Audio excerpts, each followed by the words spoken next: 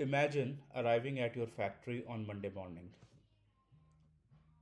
only to discover that every production line has stopped. Not because a machine broke, a power outage happened, or fire, but because of a cyber attack. Over the past few years, this exact situation has happened on some of the world's biggest manufacturers, including Jaguar, Land Rover, Toyota, Clorox, and JBS Foods. Together, these incidents caused billions in financial losses, disrupted global supply chains, and forced factories to halt production. What's even more surprising is that in most of these cases, attackers never needed to hack a PLC or manipulate industrial control system directly. In this video, I will walk you through the four real incidents, explain why production stopped, identify the common security mistakes behind them, and share practical lessons every manufacturing organization can apply. Many people assume that if attackers don't reach the PLCs, the factory is safe. But modern manufacturing doesn't work that way anymore. Today, factories are deeply connected ecosystems. Production starts with enterprise systems such as email, identity service, ERP, and scheduling. Those system feeds information into manufacturing execution systems, popularly known as MES, which then communicates with SCADA platforms and finally to PLCs that control the physical process. If an attacker disrupts the business system at the top of his chain, everything below starts to fail. No production orders, no schedules, no inventory updates, no quality records. Eventually, production stops, even if every PLC continues working perfectly. This architecture explains why manufacturing has become one of the world's most targeted industries for ransomware. Let's begin with Jaguar Land Rover. I think I have made a video on that explicitly before. You can go back to the channel and check. So, this incident demonstrated one of the most important lessons in cybersecurity. The attackers didn't need to break through advanced technique defenses. They simply obtained valid credentials through social engineering and gained access as legitimate users. Once inside the enterprise environment, critical business systems had to be taken offline to contain the attack. The result was approximately 5 weeks of production disruption across multiple manufacturing facilities, causing losses estimated in hundreds of millions of pounds. The lesson here is straightforward. Identity has become the new security perimeter. If attackers can authenticate using stolen credential, many traditional security control become far less effective.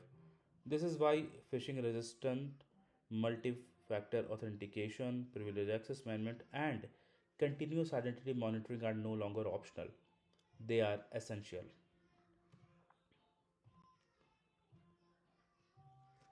Coming to the next one, Clorox. This teaches us a very different lesson. Interestingly, the factory equipment itself wasn't the main problem. The real issue was that enterprise system responsible for processing orders, scheduling production, and managing logistics become unavailable. Think about it this way: the machines were capable of producing products, but they no longer knew what to produce. Funny, right? When to produce it or where to send it. As a result, production slowed dramatically and retailers experienced widespread shortages. This is something I often see misunderstood. Many organizations focus heavily on protecting industrial equipment, but they underestimate how dependent manufacturing has become on enterprise IT systems. Business continuity planning must include both IT and OT because production depends on both. The next one is Toyota's incident, which highlights another growing challenge: supply chain cybersecurity. Today, Toyota itself wasn't the organization that was initially compromised. Instead, one of its key suppliers suffered a cyber attack. Because Toyota operates on a just in time manufacturing model, there was almost no inventory buffer available.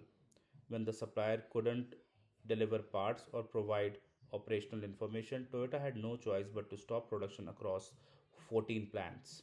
One supplier, one cyber incident, thousands of vehicles. cannot be produced. The key takeaway is that your organization's cybersecurity is only as strong as the partners you rely on. Third party risk isn't just an IT security or IT security issue anymore. It's a manufacturing continuity issue which can disrupt your supply chain if not taken care accurately. Next one is JBS Foods, which provides one of the most important lessons about resilience. Even organizations with large cybersecurity budgets and experienced IT teams can become victims of ransomware. The difference is often determined after the attack begins. Can the organization recover quickly, or does it remain offline for weeks? GBS ultimately paid an $11 million ransom. $11 million. And somebody gives me that money. What a life.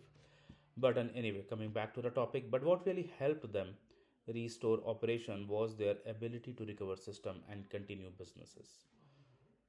This reminds us that cybersecurity isn't only prevention, it's equally about recovery. Backups should be offline, immutable, regularly tested, and recovery exercises should become routine, not something performed for the first time during an actual crisis. When we compare all four incidents, a clear pattern emerges. Although the companies are different, the underlying problems are remarkably similar. First, weak identity security allowed attackers to gain initial access. Second, enterprise IT failures directly affected manufacturing operations. Third, third party suppliers became attack paths into critical business processes. And finally, recovery planning wasn't strong enough to minimize operational disruption. These aren't highly sophisticated technical vulnerabilities. They are foundational security practices that every manufacturing organization should continuously improve. If I were starting an OT cybersecurity improvement program today, these would be my five priorities. First, strengthen identity security with phishing resistant multi factor authentication and better privileged access control. Second, properly segment enterprise IT from operational technology so problems in one environment don't automatically spread to the other. Third, secure all vendor remote access using zero trust principles and continuous monitoring. Fourth, maintain a continuously updated inventory of every OT assets because you can't protect system you don't know exist. Finally, test your recovery plans regularly. Remember, a backup that has never been restored is simply an assumption, not a recovery strategy. So, if you are responsible for manufacturing cybersecurity, I would encourage you to use this checklist as a quick self assessment. Ask yourself, are all privileged users protected with strong multi factor authentication? Do we have effective IT and OT network segmentation? Have we reviewed every vendor connection into our environment? Do we know every asset connected to our operational network? Have we actually tested our backup restoration process? And finally, do we have an incident response plan specifically designed for manufacturing, not just corporate IT? If your answer is no to even one of these questions, you have identified an opportunity to strengthen your cyber resilience before attackers identify it for you. So let's finish now with one final thought. None of the organizations we discussed today were stopped because attackers invented entirely new techniques.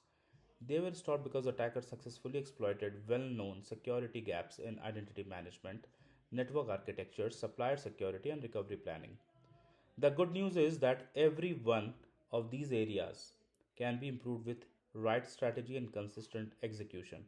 So, I would like to leave you with one question. If your ERP system became unavailable tomorrow morning, could your factory continue operating? If that question makes you pause, now is the right time to evaluate your organization's cyber resilience. Thank you so much for watching the video.